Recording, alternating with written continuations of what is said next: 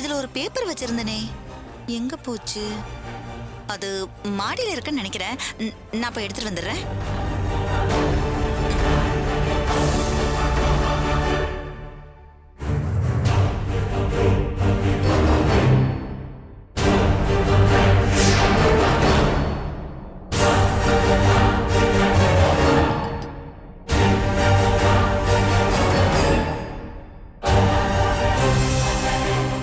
இதுங்க ரெண்டும் ஏதோ புதுசா திட்டம் போடுதுங்க போல இருக்கு.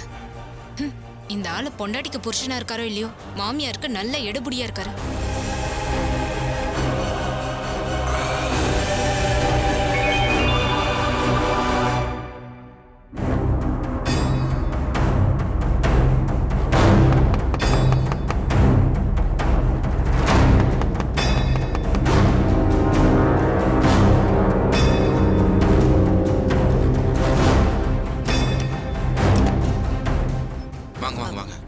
வாயா.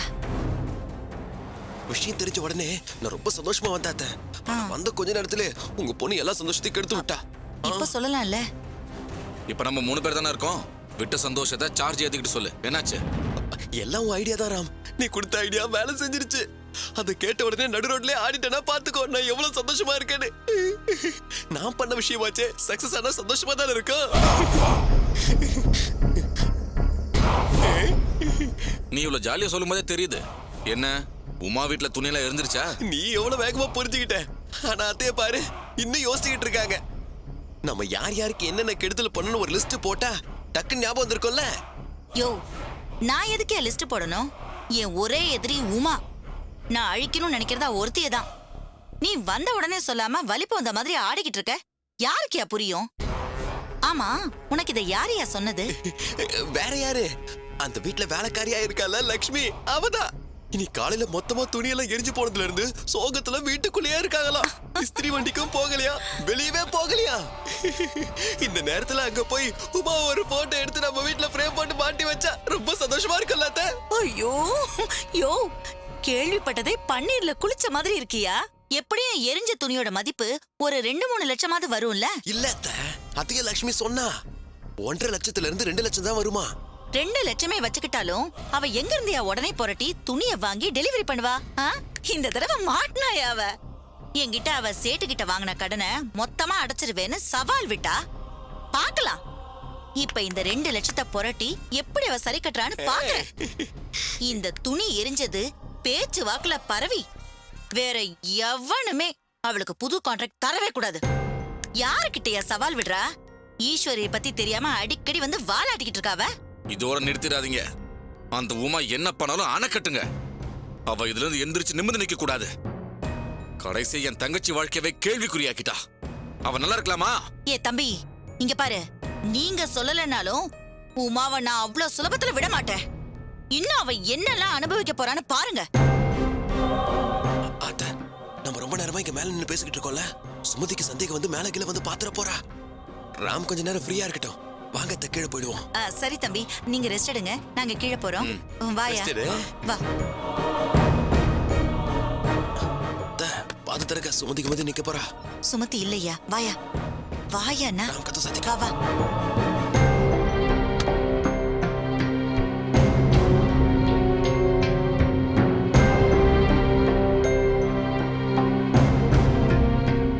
மா, எங்க பேப்பர்? என்ன பேப்பரு? என்னமோ பேப்பர் எடுக்க தானே மாடிக்கு போன. எங்க? ஓ அதுவா? அது மாடியில இல்லையே. இதோ இதுல இருக்கு. இதுல இருக்கிறத மறந்து போயிட்டு நான் மேல போய் தேடிக்கிட்டு இருக்கேன். ஆமா, 2 பேரும் மேல போய் அடிக்கடி என்னமோ பேசிட்டு வரீங்க. முன்னாடி ஒரு தடவை இப்படிதான் சும்மா சும்மா போயிட்டு வந்தீங்க. இப்போ திரும்பவும் போயிட்டு வரீங்க. ஆமா, அப்படி என்னதான் மேல போய் திட்டம் போடுவீங்க? நீ ஏண்டி நாங்க எங்க போறோம் எங்க வரோம்னு இதெல்லாம் பாத்துக்கிட்டு இருக்க? உன் வேலை என்ன உண்டோ அதை மட்டும் பாரு, சரியா? ஓ அப்படியா? சரி, இனிமே நான் என் வேலையை மட்டும் பாத்துக்கிறேன். கல்யாண விஷயமா ஜாதகம் பார்க்க ஜோஷியர் கிட்ட போனோம்னு சொன்னீங்கல்ல, அத மறந்துடாதீங்க.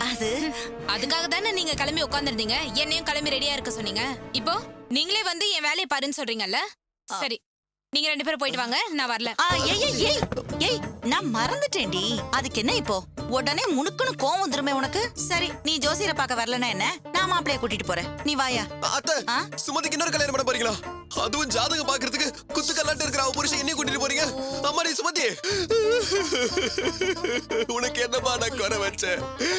உனக்கு ஞாபகம் இருக்கா, அன்னைக்கு நமக்கு கல்யாண நாள். மலர் கொடி. சும்மா எரிச்சல் வர மாதிரி காமெடி பண்ணிட்டேன். அம்மா, முதல்ல இந்த ஆளை கூட்டு போ. யோ, ஜாதகம் பார்க்க போறது பொண்ணுக்கு இல்லையா பையனுக்குன்னு உங்ககிட்ட சொன்னேன்ல. ஏன் இப்படி உயிரை வாங்குற? வாயா, கல்யாண நாளுக்கு மலர் கொடுத்தானா? மலர் போய் தொலைங்க, போங்க.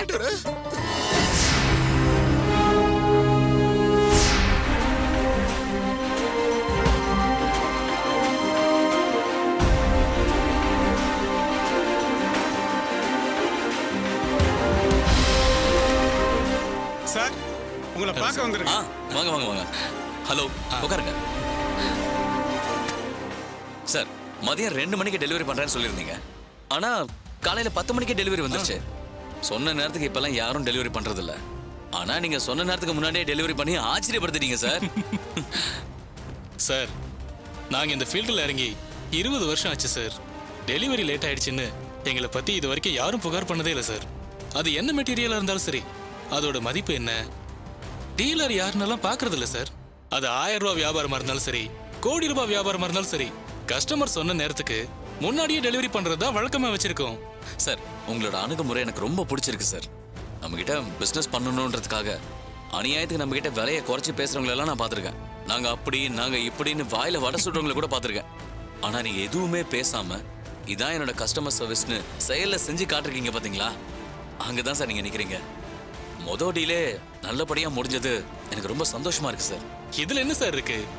உங்களுக்கு நல்ல பிசினஸ் போகணும், எனக்கு உங்க புண்ணியத்துல நிறைய ஆர்டர் கிடைக்கணும். முதல் கோணலை முற்றும் கோணலா ஆயிடக்கூடாதுல்ல. பண்ற முதல் வியாபாரமே மனசுக்கு திருப்தியா இருந்தா அடுத்தடுத்த வியாபாரத்துல பரஸ்பரம் நம்பிக்கை வந்துடும்ல. இன்னமுமா சார் உங்க மேல நம்பிக்கை வராம இருக்கும்? தொழிலும் சுத்தமா இருக்கு, பேச்சும் சுத்தமா இருக்கு. இதுக்கு மேல என்ன சார் வேணும்? என்னை பத்தி வெளியில கேட்டு பாருங்க சார். பண விஷயத்துல கூட நான் கரார் பேர் வழி கிடையாது. சில சமயம் கடனுக்கும் டெலிவரி பண்ணுவேன், சில சமயம் அவசர தேவைக்கு அட்வான்ஸ் வாங்கிக்கிட்டும் டெலிவரி பண்ணுவேன். நான் சொல்ல வரது புரிஞ்சிருக்கும்னு நினைக்கிறேன்.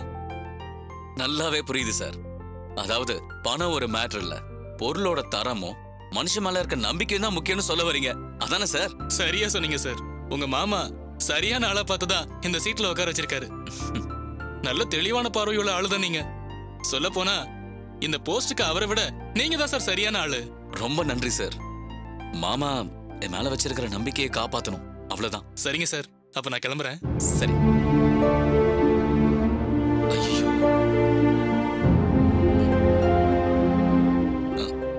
சார், ஒரு விஷயம் மறந்துட்டேன். ஆந்திரா டீலர் ஒருத்தரை பணம் கொடுக்கறதுக்காக தாம்பரம் வர சொல்லி இருந்தேன். பணத்தை குவாரி ஆபீஸ்லயே வச்சிட்டேன் சார். சார், நீங்க தப்பா எடுத்துக்கலன்னா உங்க அடுத்த ஆர்டருக்கான பணத்தை அட்வான்ஸா கொடுத்தீங்கன்னா இந்த ஆந்திரா டீலரை சமாளிச்சிருவேன் சார். திருப்பி குவாரி வரைக்கும் அலைய வேண்டியதில்லை சார். நீங்க வேணா அடுத்த ஆர்டருக்கான பணத்துல ஒரு 20 லட்சம் ரூபாய் முன்பணமா கொடுத்தீங்கன்னா இப்ப உள்ள சூழ்நிலையை சமாளிச்சிருவேன். இருந்தா பாருங்க, இல்லன்னா பரவாயில்ல சார், ரிஸ்க் எல்லாம் எடுக்க வேணாம். அதுக்கு இல்ல சார். ஏற்கனவே ஆபீஸ் சம்பந்தமா முடிவு எடுக்கிறதுல எனக்கும் என் மாமாவுக்கும் கொஞ்சம் மனக்கசப்பு இருக்கு, அதான் யோசிக்கிறேன். பணத்தை கொடுத்துட்டு கல் இல்லைன்னா தானே பிரச்சனை? ஒன்னும் பிரச்சனை இல்ல சார். அடுத்த ஆர்டரையும் உடனே கொடுத்துறேன். ஒரே நேரத்துல 2 ஆர்டர் பண்ணதா சொல்லிடுங்க. நாளைக்கு காலைல 9 மணிக்கு டெலிவரி கொடுத்துறேன். அது நீங்க சொல்ற யோசனை சரியா தான் படுது. சரி, 2 ஆர்டரா போட்டுடலாம். நீங்க ஒரு நிமிஷம் வெயிட் பண்ணுங்க. உங்களுக்கு கேஷ் தானே வேணும்? கேஷ்னா பெட்டர் சார். இப்ப போய் பேங்க்ல பணம் எடுத்து அவருக்கு திருப்பி கொடுக்கறதுக்கு நான் குவாரிக்கே போய் எடுத்துட்டு வந்து கொடுத்துருவேன். அப்ப சரி, ஒரு நிமிஷம் வெயிட் பண்ணுங்க. மேனேஜர், உள்ள வாங்க.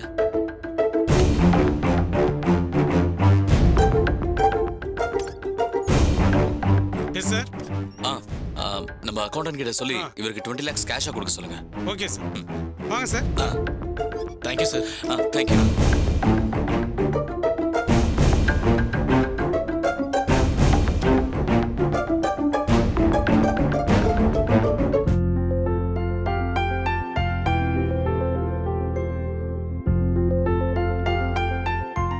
அர்ஜுன் சார், நம்ம செல்போன் வாங்கி வைக்கவும் லேபர்ஸ் மத்தியில லேசா முணுமுணு போறதுன்னு கேள்விப்பட்டனே, உண்மையா?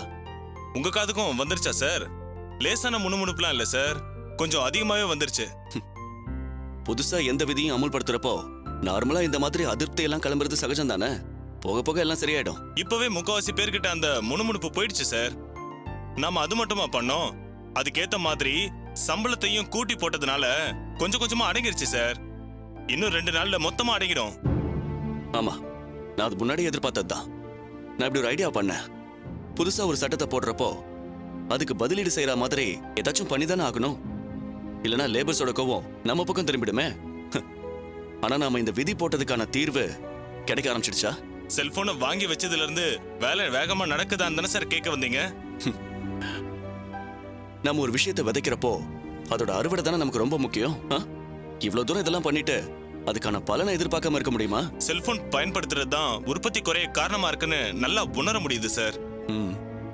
எல்லா ஒர்க்கர்ஸும் சின்சியரா ஒர்க் பண்றாங்க. கூடிய சீக்கிரம் உற்பத்தி அதிகமாயிடும்னு நம்பிக்கை வந்துருச்சு சார். குட், அதான் நமக்கு வேணும். மாமா வச்சிருக்கிற நம்பிக்கையை காப்பாத்தணும், அவ்வளவுதான். சரி, நீங்க போங்க. ஒரு 1/2 மணி நேரம் கழிச்சு ப்ரொடக்ஷன் ஏரியாவுக்கு ரவுண்ட்ஸ் வருவேன். Okay sir. வரப்ப நான் உங்களுக்கு கால் பண்றேன். Okay sir.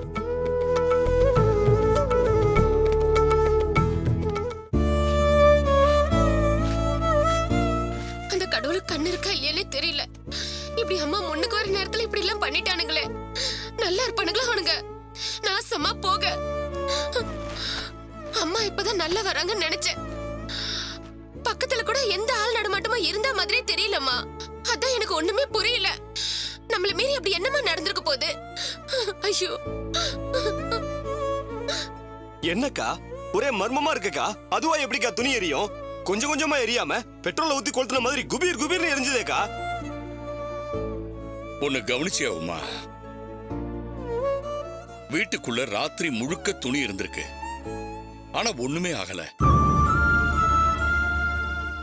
ஆனா வெளியில வெயில கொண்டு வந்து வச்ச உடனே பட்டுன்னு தீ பிடிச்சிருச்சு. வீட்டுக்குள்ள இருந்த துணி வெளியில கொண்டு வந்து வச்சு வெயில் பட்ட உடனே பட்டுன்னு தீ பிடிக்குதுன்னா என்ன காரணம்? என்ன உமா, எதுவுமே பேச மாட்டேங்கிற? ஏதாவது சொல்லு. என்ன தங்க பேச சொல்றீங்க? அதான் துணி எல்லாம் எரிஞ்சு போச்சு. இனிமே ஆராய்ச்சி பண்ணி என்ன ஆக போகுது? இப்ப நம்ம கவலைப்பட வேண்டியது எரிஞ்சு போன துணிய பத்தி இல்லங்க. முதல் தடவை துணி எடுக்கிறோன்னு மொத்த துணியுடைய மதிப்பையும் நோட் பண்ணி கையெழுத்து வாங்கினாங்களே. ஏதாவது ஆயிடுச்சுன்னா துணிக்கு நம்ம தான் பொறுப்புன்னு. அது எவ்வளவுன்னு தெரியுமா? 1.25 லட்சம். இவ்வளவு துணிக்கும் சேர்த்து மொத்த பணம் 1.25 லட்சத்துக்கு நாம தான் பொறுப்புன்னு சொல்லி கையெழுத்து போட்டு கொடுத்துட்டு வந்திருக்கோம். அதுவும் பணமா கொடுத்தா பேர் கெட்டு போயிடும். மத்த இடத்துலயும் கான்ட்ராக்ட் எல்லாமே கேன்சல் பண்ணிடுவாங்க. நாம அதே மாதிரி துணி எடுத்து ஸ்டிச் பண்ணி தாங்க கொடுக்க முடியும். இப்ப அவ்வளவு பணத்துக்கு நாம எங்கங்க போறது? தெரியும், நீ கையெழுத்து போடும்போது பக்கத்துல நானும் தானே இருந்தேன். என்னமோ தெரியல, ஒண்ணு மாத்தி ஒண்ணு கஷ்டத்தை கொடுத்துக்கிட்டே இருக்கணும்னு அந்த விதி முடிவு பண்ணிருக்கு போல இருக்கு. என்ன பண்ண சொல்ற? கஷ்டத்துக்கு நம்மளை விட்டு போறதுக்கு மனசு இல்லை போல இருக்கு.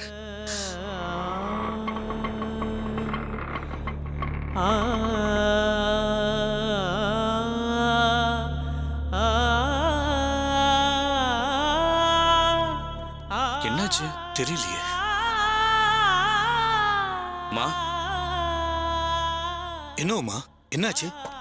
ஏன் நீ கடை போடல? உடம்பு ஏதாவது சரியில்லையா? மாப்பிள்ள, உங்களுக்கு உடம்பு சரியில்லையா? எதுக்கு 2 பேரும் இப்படி உட்காந்துருக்கீங்க?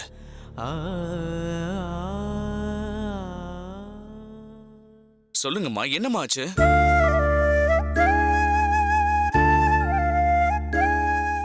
ஏமா எதுவும் பதில் பேச மாட்டேங்கிறீங்க? நான் மாமாவோட ஆட்டோல ஆபீஸ் போயிட்டு இருந்தேன். போற வழியில பார்த்தா அயன் கடை காணோம். அதான் என்னாச்சு ஏதாச்சும் பதறி போயிட்டு வீட்டுல போய் பார்க்கலான்னு வந்துட்டோம். இங்க வந்து பார்த்தா நினைச்ச மாதிரி எல்லாரும் சோகமா உட்கார்ந்துட்டு இருக்கீங்க.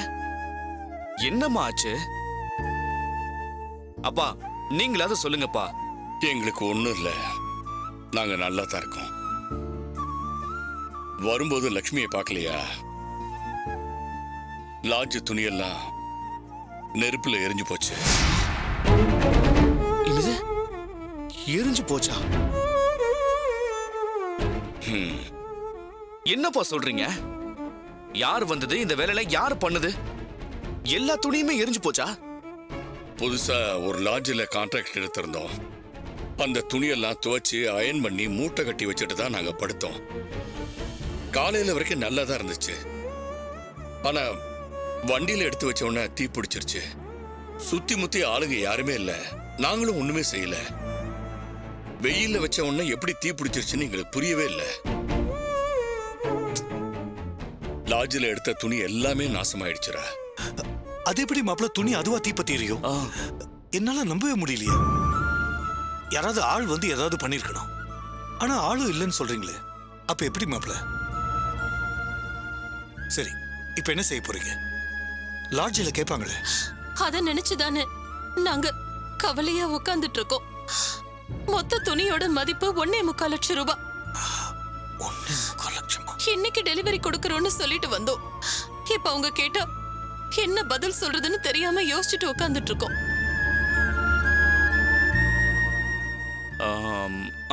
அம்மா, நீங்க பணத்தை பத்திலாம் கவலைப்படாதீங்க, நான் ஏற்பாடு பண்றேன். புது துணியை வாங்கி நாம உண்மையை சொல்லியே டெலிவரி பண்ணிடலாம். வேண்டாம் திலீப்பா, வேண்டாம். நீ இப்ப போய் எங்க வாங்குவ? ஒண்ணு நட்ராஜ் கிட்ட கேட்கணும், இல்லைன்னா சரவணன் கிட்ட கேட்கணும். எப்படியும் நட்ராஜ் கொடுக்க மாட்டான். இருந்தாலும் சரவண கொடுக்க வருவானுங்கிறதுக்காக சொல்றேன். அவங்க மாமனாரோட ஆபீஸ்ல இருக்கிறப்போ அவங்கிட்ட பணம் கேட்கறது தப்பு. பாத்தீங்களா?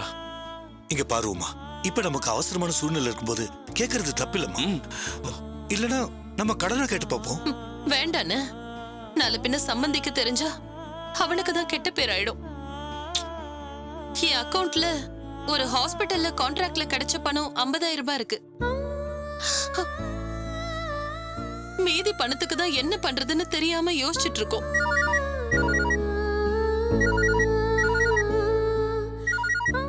ஐயோ, லாட்ஜ்ல இருந்து தான் கூப்பிடுறாங்க.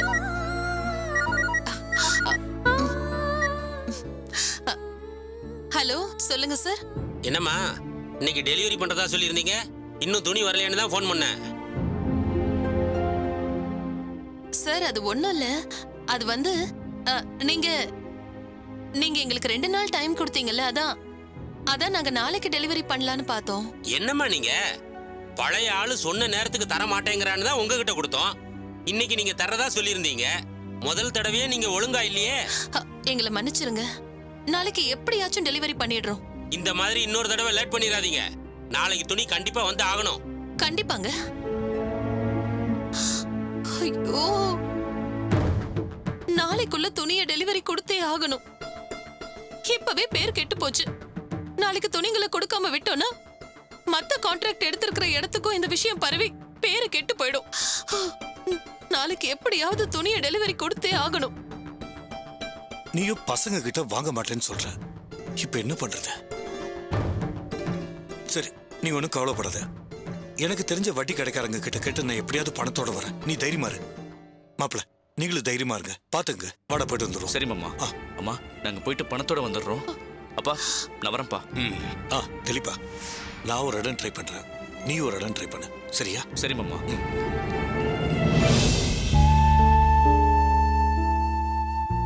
என் தங்கச்சி உமாக்கு தான் தோழரே பிரச்சனைக்கு மேல பிரச்சனையா வந்துட்டு இருக்கு. ஒரு அடி முன்னாடி எடுத்து வச்சா 2 அடி பின்னாடி சறுக்குது.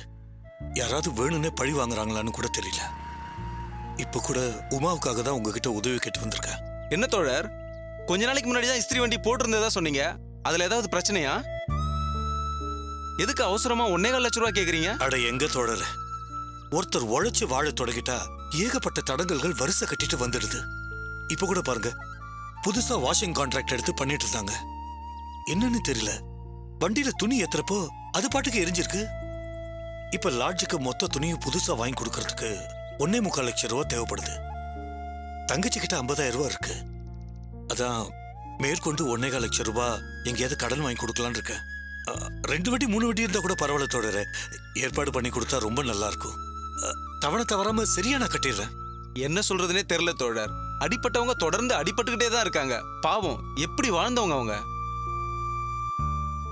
சரி வாங்க தோழர், எனக்கு தெரிஞ்ச இடத்துல உங்களுக்காக பேசி பார்க்கறேன். அது கிடைக்கலனா கூட வேற இடத்துல கேட்டு பார்ப்போம். உங்க ஆட்டோ இங்கேயே இருக்கட்டும், என் ஆட்டோலயே போயிட்டு வந்துருவோம். எதுக்கு 2 ஆட்டோல போயிட்டு பெட்ரோல் செலவு? வாங்க உட்காருங்க. சரி தோழர். தோழர் கொஞ்சம் பாத்துக்கோங்க. சரிங்க தோழர்.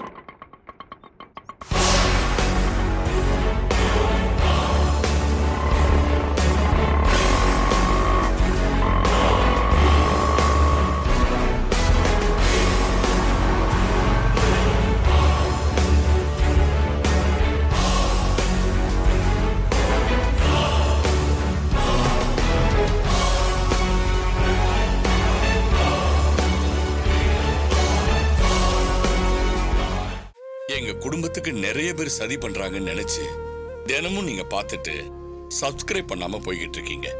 ப்ளீஸ் நீங்களாவது சப்ஸ்கிரைப் பண்ணி எங்களுக்கு ஆறுதல் சொல்லலாம்ல. அந்த வீடியோ கீழே இருக்கிற சப்ஸ்கிரைப் பட்டனை கிளிக் பண்ணுங்க. சப்ஸ்கிரைப் பண்ணுங்க. ஆனா முக்கியமான விஷயம், இந்த அப்லோட நீங்க முதல்ல பார்க்கணும்னா சப்ஸ்கிரைப் பண்ணிட்டு அந்த பக்கத்துல இருக்கிற நோட்டிபிகேஷன் பெல் சிம்பலை கிளிக் பண்ணுங்க. போதும்.